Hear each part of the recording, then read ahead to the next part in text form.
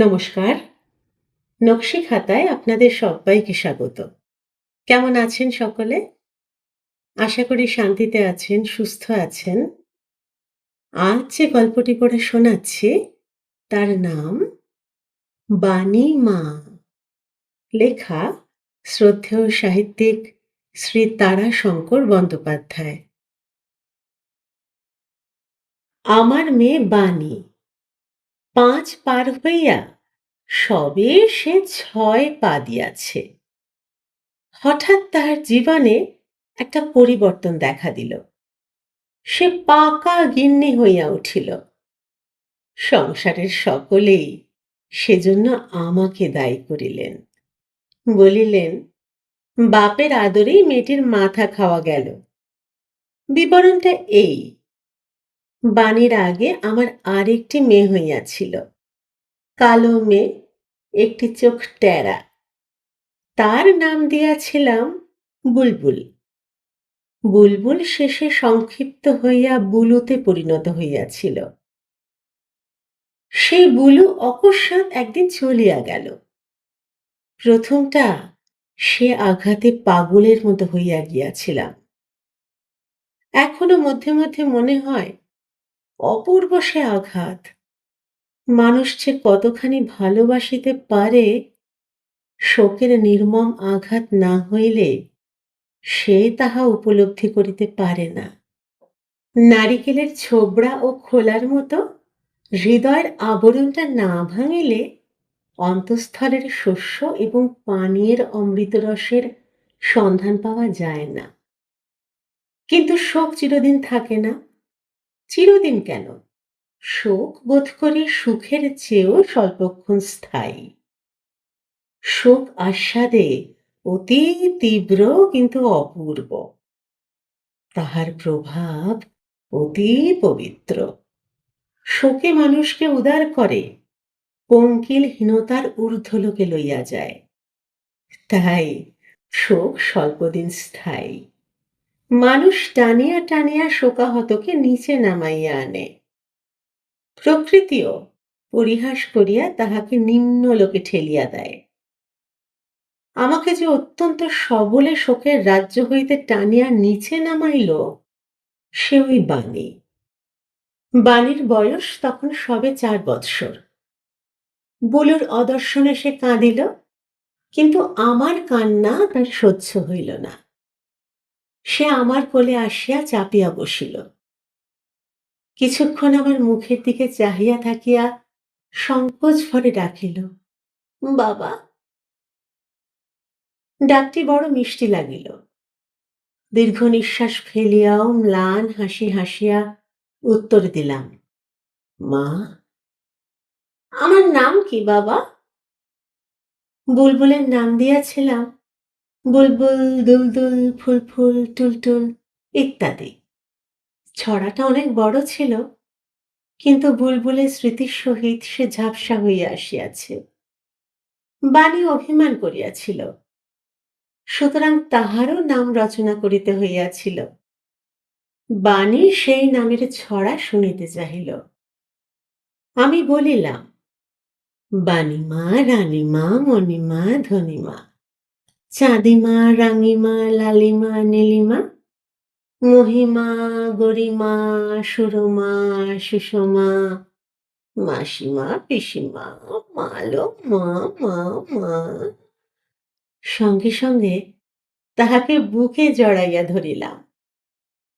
সে আমার চোখ মুছাইয়া দিয়া বলিল, কাঁদিস না, কাঁদিস না। যে মেরেছে তোকে আমি মারব তাকে। সেই দিন হইতে সে আমার মা হইয়া উঠিয়াছে। সতীন শব্দের অর্থ সে নিশ্চয় জানে না, কিন্তু আমার মাকে বলে সতীন। কথাটা আমি শিখাইয়াছি। অর্থ না জানুক, কিন্তু মা আমার মধ্যে মধ্যে তাহার সহিত তাহার সন্তানের দাবি লইয়া ঝগড়া করেন। সেজন্য সে সতীনের মতোই মায়ের ঈর্ষা করে। যদি জিজ্ঞাসা করি, বাণীমা, বাড়ির মধ্যে দুষ্টু কে? সে এদিক ওদিক দেখিয়া চুপি চুপি বলে, ঠাকুমা। যাক, এত সব খুঁটিনাটি কথা। সে ঈর্ষা তাহার দিন দিন বাড়িতেছে। সে ঈর্ষা বাড়িয়া এখন এত দূরে উঠিয়াছে যে সে এখন সংসারের কর্ত্রীর পদ দাবি করিতেছে। ফ্রক সে পরে না, কাপড় পরা চাই, আঁচলে চাবি বাঁধা চাই। মাথায় অল্প ঘোমটা টানিয়া সে আমার মায়ের প্রত্যেক কর্মটির অনুকরণ করে। বাহিরে কোনো জিনিস পড়িয়া থাকিলে সে তৎক্ষণাৎ সেটাকে টানিয়া এমন স্থানে রাখিয়া দেয় যে খুঁজিয়া বাড়ির লোক সারা হইয়া যায়। বাণীকে জিজ্ঞাসা করিলে সে বলে, আমি তুলে রেখে দিয়েছি, এমনি করে কি ফেলে রাখে, যদি কেউ নিয়ে যেত। বলিয়া সে আরো কত কথা বলিতে বলিতে আপন খেলাঘরে গিয়া আপনার আঁচলের চাবি দিয়া ঘরের দরজা খোলে। কুটুস, কুলুপ। তারপর সেটাকে বাহির করিয়া আনে। এই খেলাঘর যে তাহার কয়টা, তাহার হিসাব কেহ জানে না। আর স্থান পরিবর্তন তো অহরহ হইতেছে। সেদিন বাড়ির মেয়েদের নিমন্ত্রণ ছিল এক বিবাহ বাড়িতে। মা বলিলেন, বাবা, বৌমার গহনার বাক্সটা যে বের করে দিতে হবে। বাহির করিয়া দিলাম। বাণী চিৎকার আরম্ভ করিল, আমার গহনা!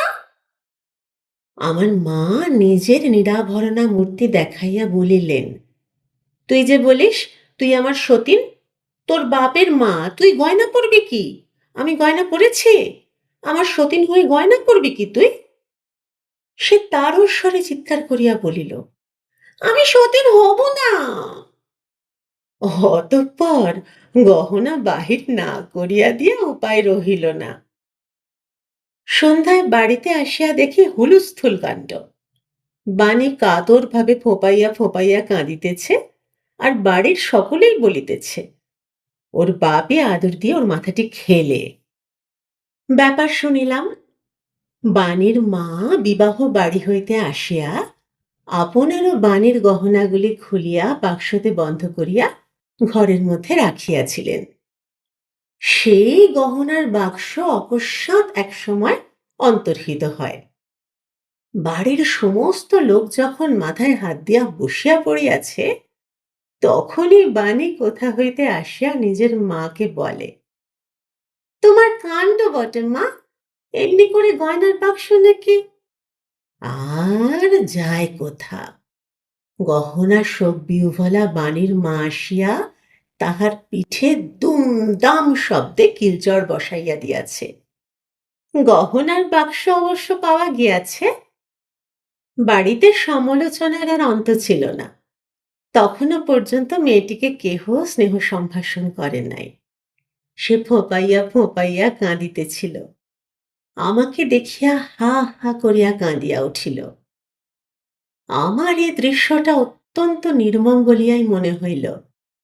আমি রাগ করিয়াই তাহাকে কোলে তুলিয়া লইলাম।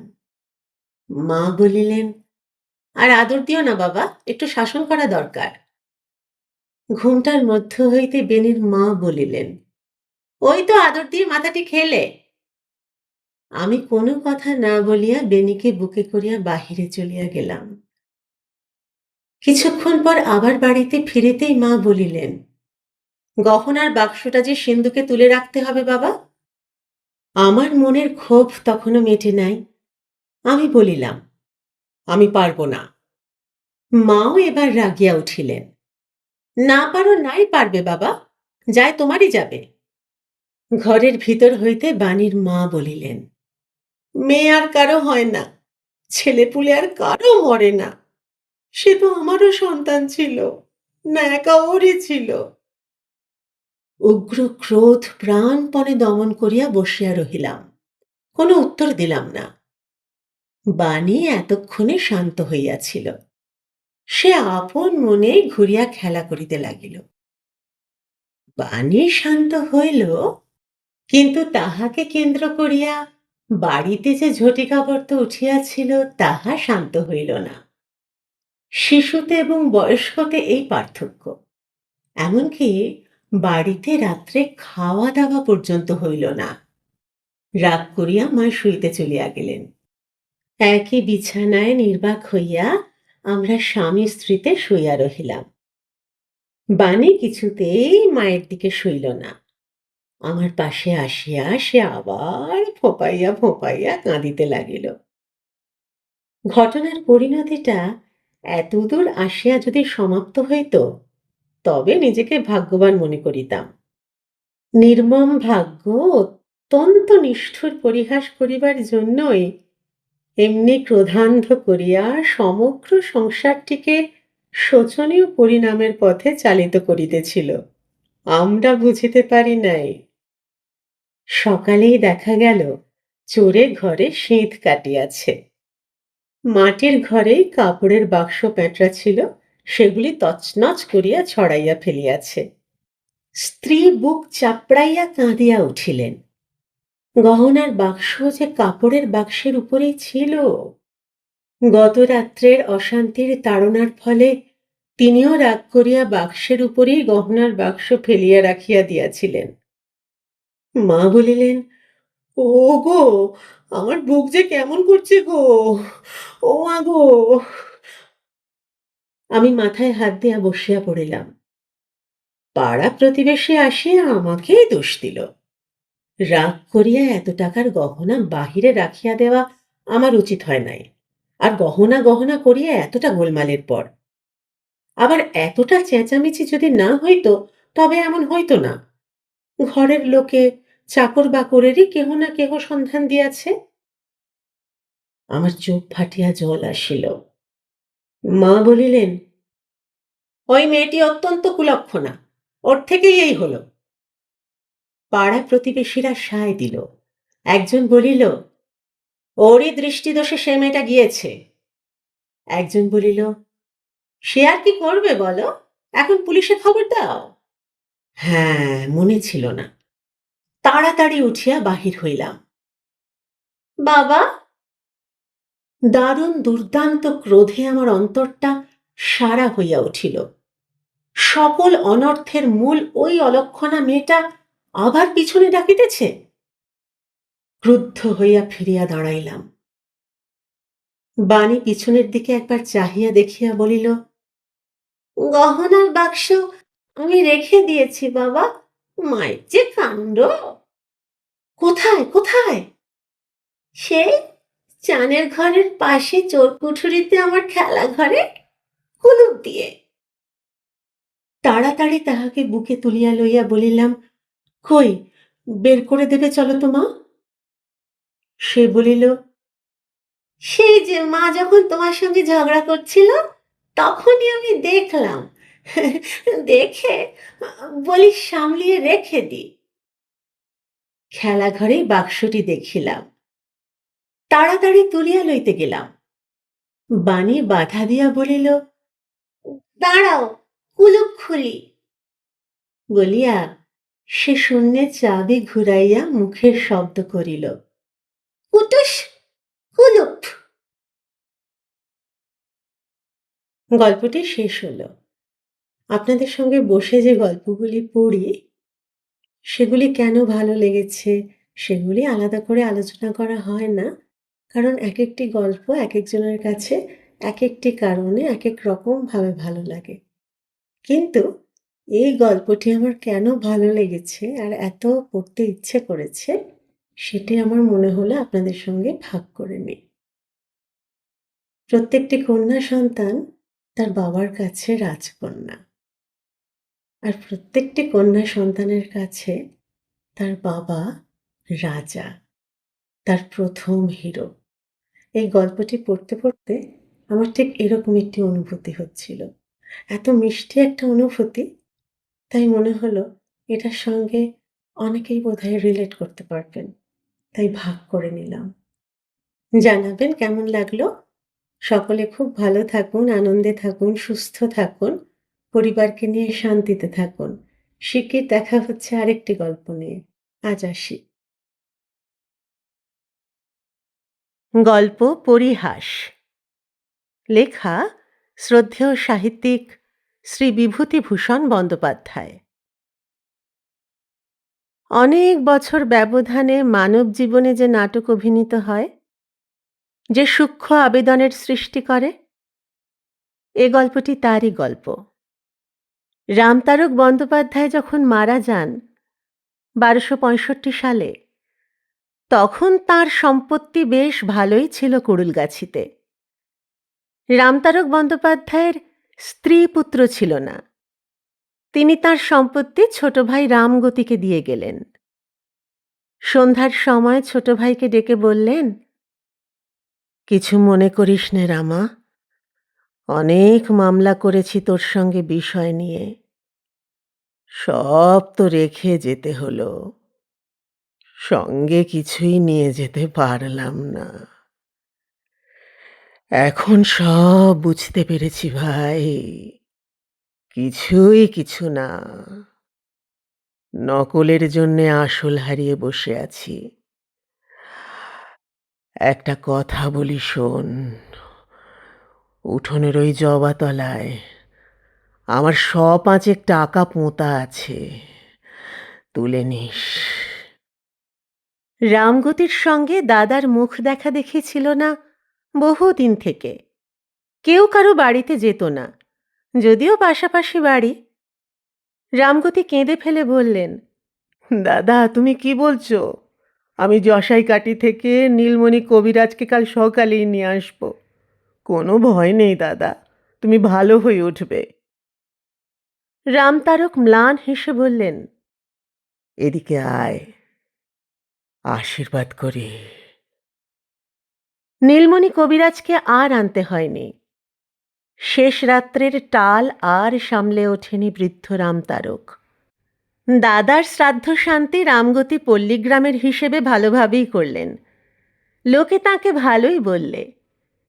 এতদিন দাদা মামলা মোকদ্দমা করে ছোট ভাইকে নাস্তানাবুদ করেছিলেন, অনেক ফাঁকি দিয়েছিল বুড়ো। রামগতি ভালো প্রতিশোধই নিয়েছে। শ্রাদ্ধশান্তি চুকে যাওয়ার পরে একদিন রামগতি তাঁর চাকর হারাধনকে ডেকে বললে, হারাধন, একটা কোদাল নিয়ে চল তো আমার সঙ্গে দাদার বাড়ি। কেন গো ছোটবাবু, কি হবে কোদাল? চল না বলছি। দাদার বাড়ির উঠোনে পৌঁছে হারাধনকে বললেন, এই জবা গাছের তলায় খোঁড় দিকি ভালো করে। কেন? দাদা বলে গিয়েছিল টাকা পোঁতা আছে ওর তলায়। তুমিও যেমন পাগল, টাকা পুঁতে রেখে গিয়েছে তোমার জন্যে। তুই খোঁড় দিকি ভালো করে, বকিস নে। হারাধন এ সংসারের বিশ্বাসী পুরনো চাকর, অনেক দিন থেকে রামগতির কাছে আছে। মনিবের ওপর অনেক সময় সে হুকুম চালায়। ভালো মানুষ রামগতি হাসি মুখে সহ্য করে।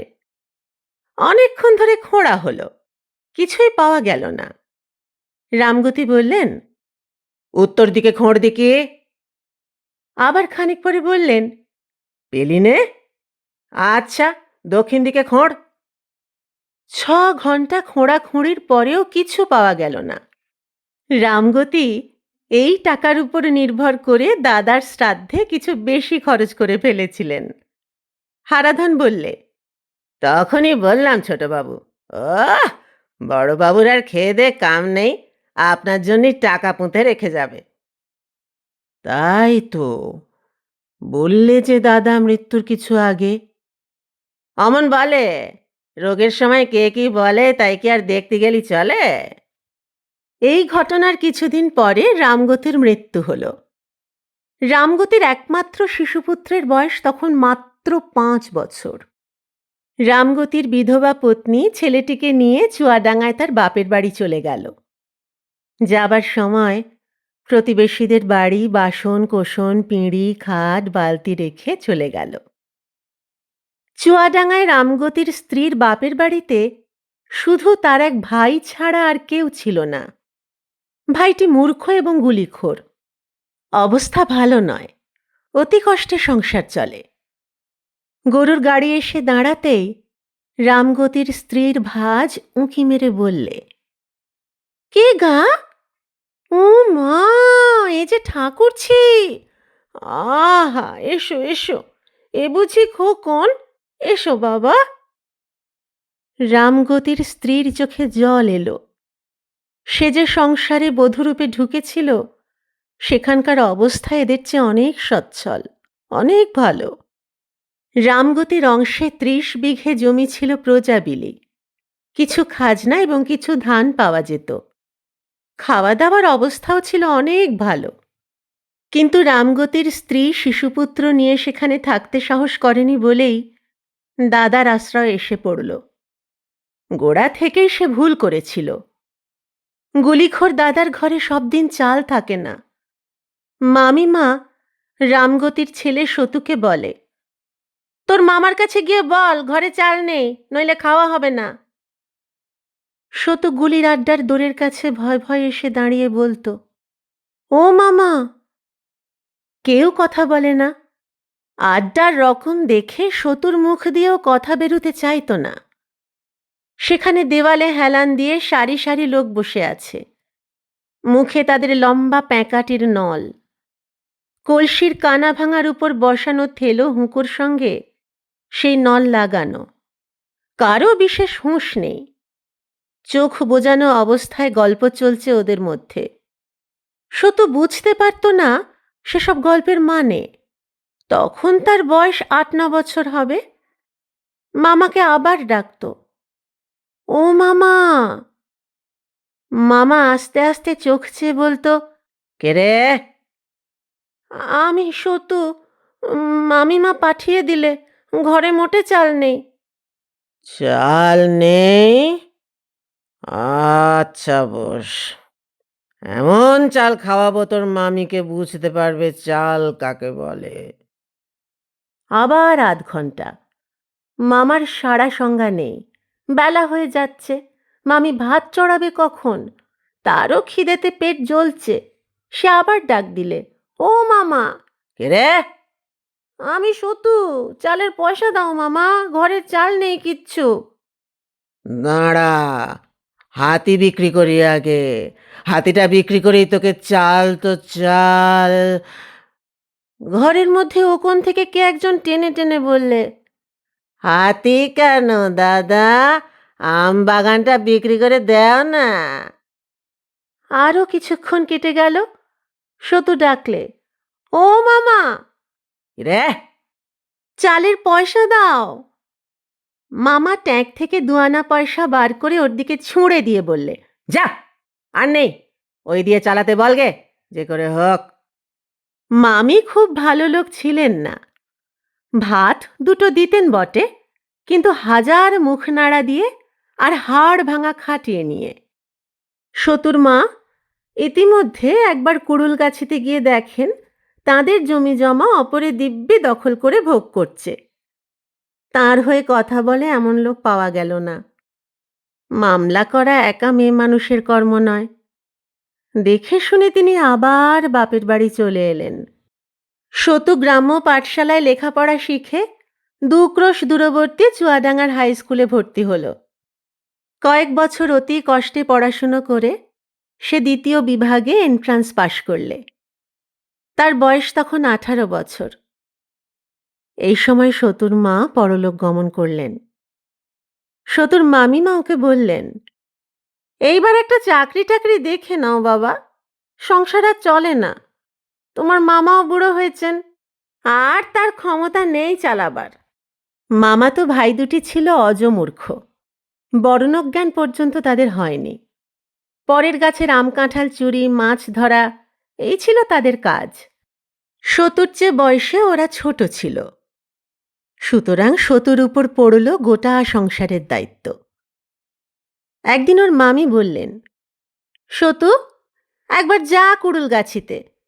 ঠাকুর জামাইয়ের অনেক সম্পত্তি ছিল।